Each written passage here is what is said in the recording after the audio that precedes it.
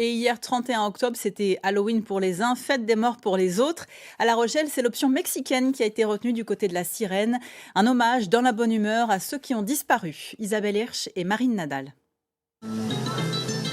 La Fiesta de los Muertos, un événement mexicain célébrant les morts importés à La Rochelle le temps d'une soirée. Sur l'escalier qui mène à la salle de spectacle La Sirène, les visiteurs peuvent déposer leurs offrandes ou leurs photos pour rendre hommage à leurs disparus. Une fois la porte franchie, le premier passage quasi obligé, c'est l'atelier maquillage pour célébrer cette fête. Ma femme a vécu au Mexique pendant plusieurs années et c'est vrai que elle a beaucoup baigné dans la culture mexicaine. Donc de fait, moi depuis 20 ans aussi. C'est une fête et la mort est un passage. Donc voilà, on célèbre et les morts ils restent parmi les vivants et on pense à eux plus que le reste du temps. Depuis qu'on est petit, c'est la tradition, c'est ma culture. Je suis mexicaine, donc voilà, c'est ma culture. Les fleurs ont aussi une place prépondérante.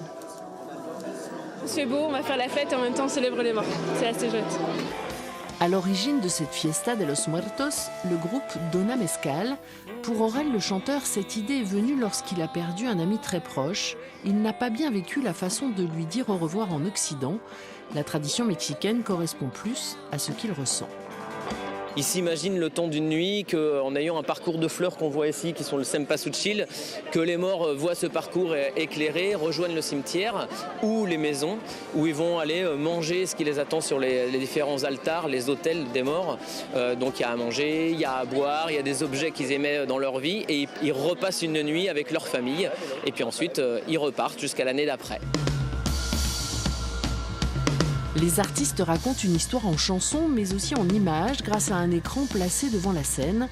Les effets sont spectaculaires et ont ravi le public.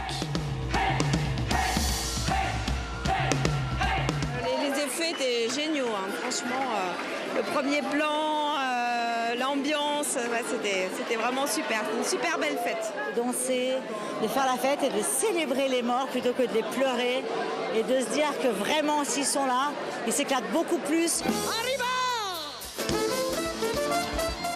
Cette première fête des morts mexicaines a remporté un énorme succès avec un public très nombreux.